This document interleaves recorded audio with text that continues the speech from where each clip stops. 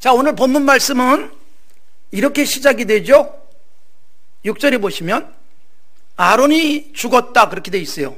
그리고 아론의 아들 엘르아살이 그를 이어 제사장 직임을 행하였다 그렇게 말씀하고 있어요. 제사장 그리고 성전 봉사자로 일을 하는 지파가 있어요. 야곱의 12아들이 12지파가 되잖아요.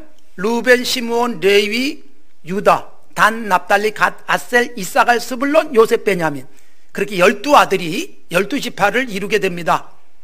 그 중에 셋째 아들 레위에 속한 유명한 인물이 모세예요.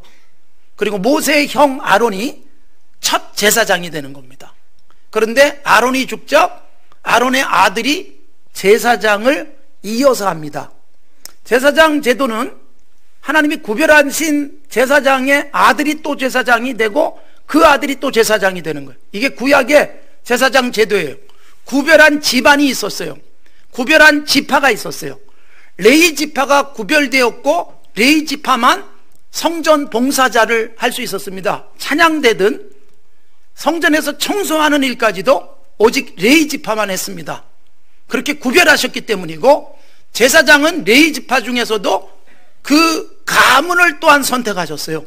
그래서 아론이 선택받아서 제사장이 되고 아들이 이어서 제사장이 되고 계속 이어지는 것입니다. 그러다가 어떤 제사장 가문은 하나님이 멸하시기도 해요. 그러면 제사장 가문이 바뀌어요.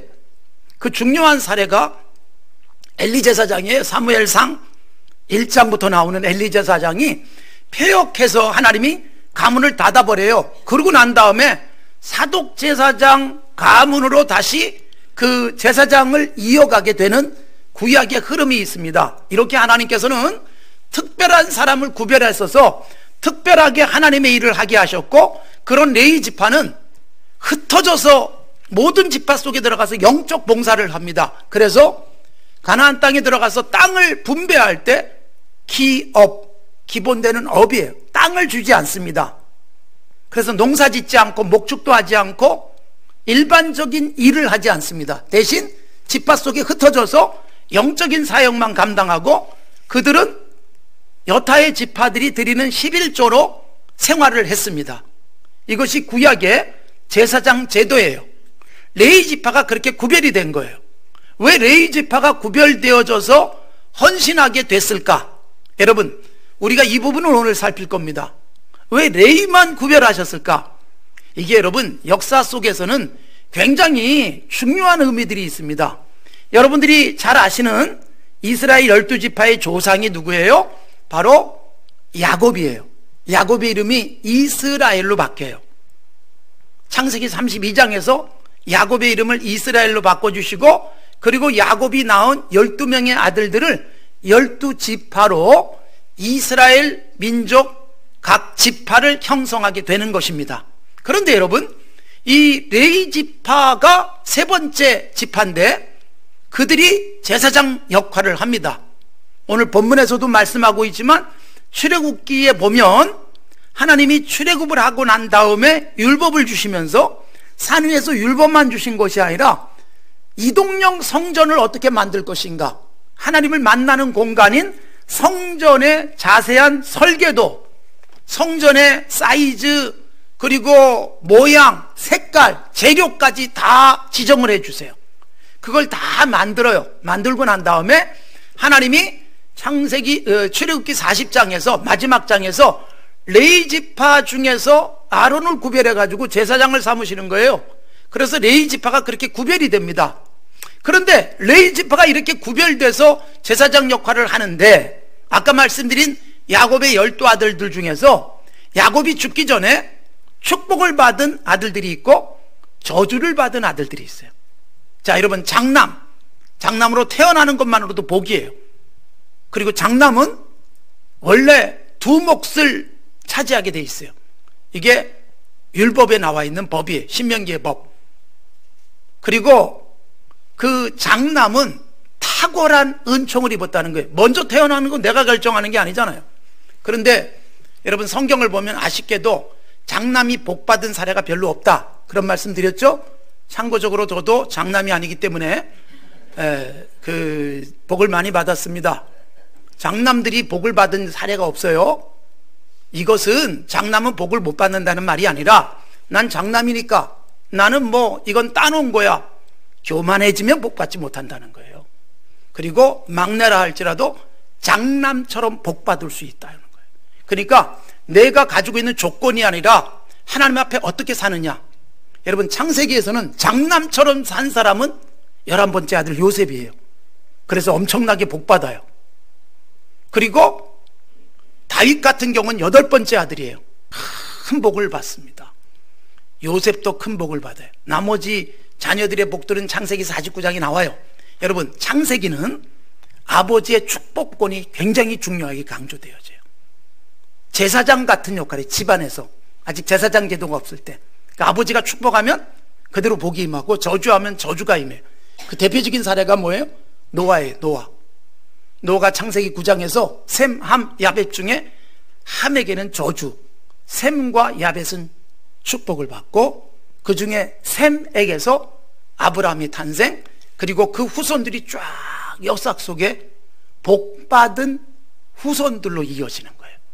여러분, 그래서 부모가 축복할 만큼 건강하게 사셔야 돼요. 자녀들을 축복하고 싶지 않겠어요? 그런데 여러분, 지금은 이때 제사장 같은 축복권을 갖고 있지는 않지만 그래도 자녀들을 볼 때, 야, 이 자식은 복받을 만하다. 이 자식 그러면 안 되죠. 예. 그래도 이 녀석은 복받을 만하다. 이런 자녀가 있고, 저 자식 저래가지고 복받겠나 싶은 자녀도 있단 말이에요. 근데 사람의 느낌은 대부분 동일해요. 복받을 것으로 보이는 사람이 있는 거예요. 그런 사람이 복받아요. 이게 창세기의 부모의 축복이에요. 그런데 제사장 제도가 생기면서부터는 아버지 같은 축복의 역할이 제사장이라고 흘러가요. 근데 제사장의 축복권이 중요한 거예요. 그래서 여러분, 제사장이 복을 빌어주는 대로 가는 거예요. 창세기 신명기 33장 가면 모세가 이스라엘의 영적 지도자로서 다시 지파들을 향해서 축복해요. 이 지파에 대한 축복에서 레위가 아버지에게선 저주를 받았는데 모세에 의해서는 최고의 복을 받아요. 바뀌어요. 참고적으로 모세가 레위 지파예요. 편파적일까요? 중요한 내용이 이 속에 있어요. 자, 여러분, 재밌는 건 제사장이 축복하면 축복한 대로 되는데, 제사장이 패역한 제사장도 제사장이에요. 나쁜 제사장은 하나님이 징벌하세요. 그러나 징벌하기 전까지는 그가 던지는 말은 그대로 이루어져요. 그게 사무엘상 1장과 2장에 나와요. 재밌는 이야기. 자, 사무엘이 누가 기도해서 아들을 얻은 거예요? 한나가 기도했어요. 자식을 낳지 못하니까 너무 속상해가지고 기도했어요. 금식하면서. 그랬더니 하나님이 사무엘을 주셨어요. 근데 여러분, 사무엘을 달라고 기도할 때 얼마나 슬픔 속에 기도했는지 몰라요. 그런데 한나가 기도하는데 제사장이 성전에 들어와 보니까 기도하는 여자가 있는데 대낮인데 술 취한 것처럼 보였어요. 제사장이 영적으로 아주 이 참 바닥에 있기 때문에 기도하는 사람을 보고 기도하는 줄 모르고 주정하는 줄 알아요. 그 정도로 영적으로 바닥이에요. 그런데 여러분, 너 왜 대낮부터 술 먹고 해롱거리냐? 제사장이 기도하는 여인에게 그렇게 말한 거예요. 제가 여러분, 이 아침 10시 기도에 온 사람에게 기도실 갑자기 문 열고 기도 열심히 하는 사람에게 술 드셨어요? 이러면 엄청난 시험거리 아니겠습니까? 그런데 한나는 시험에 들지 않았습니다. 그가 이렇게 얘기를 해요. 내가 술 마신 게 아니고요, 너무 괴로워서 아버지께 기도하는 거예요. 하늘 아버지께. 그랬더니 여러분, 놀랍게도 엘리가 축복을 해요. 너의 간구를 하나님이 들어주시길 바란다. 그런데 여러분, 그 패역한 제사장이 축복하고 나자마자 바로 아들이 생겨요. 그 아들이 사무엘이에요. 그런데 기도하면서 사무엘을 주시면, 즉 아들을 주시면 하나님께 평생 드리겠습니다, 그렇게 서운을 했는데 드디어 아이가 잘 자랐어요. 젖을 뗀 다음에, 요즘처럼 젖을 뭐 돌전에 떼지 않거든요. 이때는 몇 살 될 때까지 젖을 먹이니까 젖을 떼고 난 다음에 성전에 갖다 드려요. 그런데 여러분, 사무엘상 2장에 보면 그렇게 아들을 드리니까 제사장이 또 축복을 해요. 이렇게 드리다니 참 기특하다. 요 아들 대신 다른 자식을 주시길 바란다. 다른 자식이 생겼을까요? 안 생겼을까요? 안 생겼으면 제가 이런 얘기를 안 하죠. 몇을 주셨을까요? 하나 대신 하나를 주신 게 아니라 5남매를 주세요.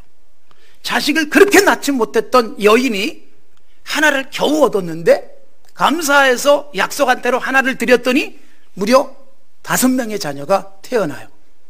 이 사무엘이 태어나거나 5명이 추가되는 것도 제사장의 축복이 그 속에 있었어요. 그래서 여러분, 누구라도 내게 축복하게끔 사십시오. 나쁜 사람이 봐도 나를 축복할 정도로. 그러면 당연히 복이 임합니다. 여러분, 누가 봐도 축복받을 사람은 굳이 내가 축복 안 해도 축복을 받아요. 그렇게 살고 있기 때문에. 그래서 여러분, 성경에서 축복은 매우 중요한 부분이에요. 그래서 우리에게도 축복하고 살아라. 아브라함에게 축복의 특권을 주셨잖아요. 아브라함을 축복하는 자는 복받고 아브라함을 저주하는 자는 내가 그에게 저주할 것이다. 하나님이 그런 보장도 해주셨어요. 그래서 우리가 그릇을 잘 준비하셔야 돼요. 자, 그러면 장자 르우벤, 차남 시므온, 셋째 레위 다 저주를 받았다 그랬어요. 그런데 여러분, 놀랍게도 그 저주받은 레위 지파 중에 모세가 구별되고 형 아론이 제사장의 가문이 되고 형 아론이 죽자 엘르아살 그 아들이 제사장이 돼서 쫙 대를 이어. 어떻게 이렇게 놀라운 복을 받을까요? 아니, 조상은 저주인데 왜 나는 이런 구별된 복을 받을까? 이유가 있어요. 자, 말씀드렸듯이 레위가 저주받은 이유는 칼을 가지고 살육을 했어요. 자기 마음에 안 드는 사람들을 막 살인을 저질렀어요. 창세기 34장. 제가 시간이 없어서 내용을 다 말씀드리진 않습니다. 그래서 아버지가 저주했어요. 그런데 이제 하나님께서 레위를 구별하시고 제사장 가문이 되는 복을 주시는데 이유가 뭐냐? 이번에도 똑같아요. 참 재밌는 게 칼을 가지고 살육한 것 때문에 저주를 받았어요. 그런데 레위가 구별되고 제사장 가문이 되는 것은 이번에도 칼을 가지고 또 살육을 해요. 똑같은 행위인데 이유가 달라요. 창세기 34장에서의 칼로 살육은 탐욕 속에 사람을 죽인 거예요. 또 비열한 방법, 속임수로 죽였어요. 그런데 창세기 34장에서 그렇게 못된 짓을 하고 창세기 49장에서 저주를 받았던 레위가 신명기 33장에서 모세가 예언적 축복을 할 때는 최고의 복을 받아요. 제사장이 돼서 구별된 지파가 돼서. 왜 그러느냐? 칼로 이번에도 살육했어요. 뭐 때문이냐? 지난주까지 말씀드렸던 것과 연결이 되는 거예요. 자, 출애굽을 하고 모세는 산에 올라가서 율법을 받는 동안 밑에서 패역한 짓을 합니다. 금으로 우상을 만들어 놓고 우상 숭배를 해요. 근데 여러분, 우상 숭배하는 사람들이 모두가 다 한 건 아닙니다. 주도적인 나쁜 사람들 있잖아요. 그 사람들이 못된 짓을 한 거예요. 그런데 상당히 많은 착한 사람들은 악한 자들이 막 소리를 지르고 앞장서서 그러니까 아무 말도 못한 채 가만히 지켜보고 있어요. 저건 아닌데 동의도 못하고 우상 숭배에도 가담도 안 했어요. 그렇지만 하나님이 그것 때문에 다 진멸하려고 할 때 모세가 하나님께 엎드려서 기도해서 살리잖아요. 그런데 모세가 내려와 가지고 그 악한 주동자들을 진멸해야 된다. 그러니까 하나님이 용서는 하시지만 죄는 제거해야 되는 거예요. 그 죄를 제거하는 역할을 헌신을 받습니다. 자, 여러분 중에 칼을 차고 저 악한 자들을 진멸할 자들이 나와라. 근데 여러분, 누구를 죽여야 되는 거예요? 애국과 싸우는 게 아니에요. 블레셋과 싸우는 게 아니에요. 가나안 족속과 싸우는 게 아니에요. 자기 형제 같은 사람들이에요. 때로는 부모님 같은 사람도 있어요. 그러나 악한 자들이에요. 몸에 암이 커질 때 도려내야 되듯 이들은 도려내야 했어요. 그 도려내는 일을 누가 해야 되느냐? 모세가 이렇게 출애굽기 32장에서 말해, 하나님 편에 있는 자들은 나와라. 그리고 저들을 진멸해라. 그럴 때 헌신한 지파가 누구냐? 레위였어요. 레위 지파가 손을 들고 나와서 칼을 들고 그 악한 우상 숭배에 주동적으로 가담했던 3,000명을 죽였습니다. 그것을 출애굽기 32장에 보면 여호와께 헌신했다. 그래서 오늘 신명기에 그들이 구별된 제사장 지파 성전 봉사자가 되는 거예요. 조상은 칼을 가지고 악한 짓을 했고 후손들은 칼을 가지고 하나님께 헌신했어요. 하나님 편에 서 있었던 거예요. 하나님의 편에 있는 사람 나와라 그러니까 레위가 제일 먼저 왔어요. 비록 악역이에요. 세상 사람들이 볼 땐 누군가를 죽여야 되는데 신고도 있어요. 그런데 의리, 인정 이것보다도 하나님이 원하시는 것을 선택했어요. 그래서 칼을 들어서 3,000명을 죽이고 여호와께 헌신했느니라. 이것 때문에 어마어마한 복을 받아요. 그래서 신명기 33장에 모세가 죽기 전에 후손들을 놓고 축복하면서 레위에게는 하나님이 재물도 풍성하게 하시고 대적들이 일어나도 하나님이 허리를 꺾어 주세요 라는 축복을 해요. 보세요. 오늘 본문에도 나오지만 레위는 기업이 없어요. 땅이 없단 말이에요.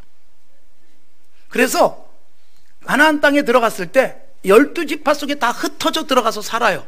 얹혀 살아요. 땅이 없으니까 농사도 짓지 않고 목축도 하지 않은데 12지파가 자기 지파 속에 들어와서 성전 봉사자로 영적인 사역을 하는 그들을 먹여 살려요. 11조가 그렇게 사용이 되어진 거예요. 그러니까 여러분, 야곱이 흩어지는 저주를 했어요. 흩어지는 건 유효해요. 그러나 흩어짐이 저주였는데 뭘로 바뀌어요? 복으로 바뀌어요. 흩어져서 하나님의 일을 감당하는 지파가 되어지는 것입니다. 이게 바로 레위가 구별된 이유입니다. 자, 여러분, 여기서 우리에게 중요한 교훈을 주는 거예요. 어떤 집단이든 악한 일들이 많이 일어나도 모두가 그러진 않아요. 목소리 큰 사람, 악하고 힘세고 그 다음에 나서기 좋아하는 사람들이 못된 짓을 해요. 그러면 착한 사람들은 어떻게 해요? 안 돼! 그러질 않아요. 착한 사람들은 가만히 있어요. 저걸 어쩌지?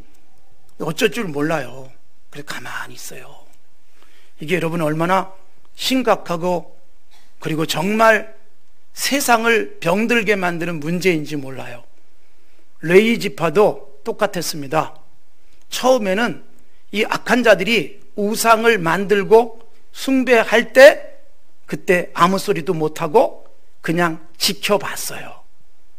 그런데 그렇게 지켜보다가 어떻게 했어요? 모세가 내려온 거예요. 내려와가지고 하나님의 진노를 선포하면서 여호와 편에 있는 자들은 나와라. 모세가 탁 찌르니까 이들이 헌신한 거예요.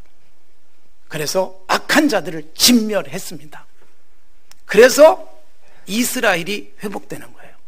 여러분, 우리가 살다 보면 저건 아닌데 그렇다고 나서기도 불편하고 저 사람하고 나하고 한 해 두 해 사귄 게 아닌데 내가 안 된다고 말하는 것도 불편해서 가만히 있을 수 있어요. 이게 여러분 악을 이 땅에 창궐하게 만드는 가장 큰 악에 대한 협력이에요. 이건 역사 속에서 많이 있어 왔던 일이고 이걸 역사 속에서 반성하면서 세상이 발전되어져 오는 거예요.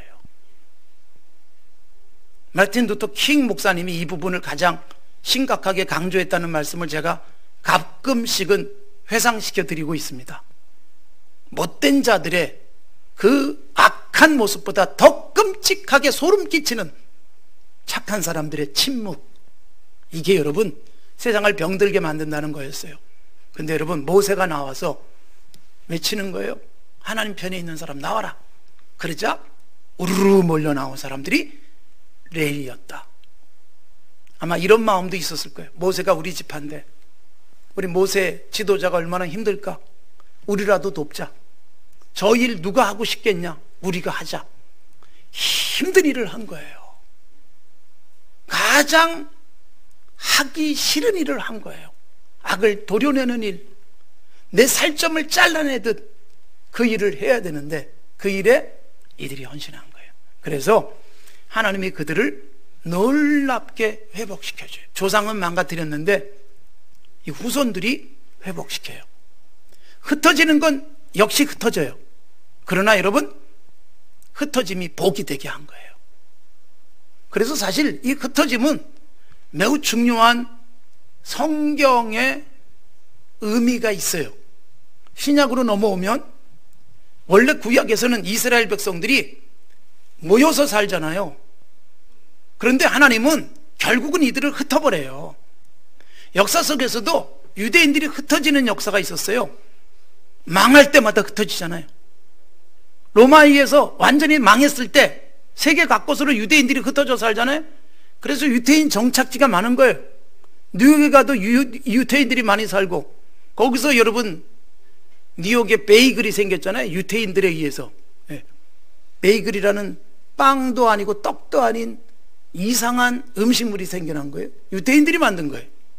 곳곳에 유태인들이 흩어져 살아요. 이게 여러분 사실 구약의 이 유대인들이 결국 하나님의 징벌을 받고 흩어지는 거예요. 그러나 여러분, 흩어져 가지고 흩어진 곳에서 사실 그들은 유대교를 확장시키는 역할을 했어요. 그런데 예수님이 사역하시고 승천하신 다음에 제자들이, 예수 믿는 사람들이 예루살렘에서 크게 교회가 부흥했는데 흩어지기 시작해요. 핍박 때문에. 핍박 때문에 흩어진 사람들이 흩어진 곳에 가서 복음을 전하면서 곳곳에 하나님의 나라가 서는데, 유대인들이 미리 흩어져 있던 그곳은 바울 사도가 가서 복음을 전하는데 굉장히 효과적이었고, 거기서 교회들이 생겨나요. 그리고 오늘날의 교회는 사도성을 갖습니다. 무슨 얘기냐?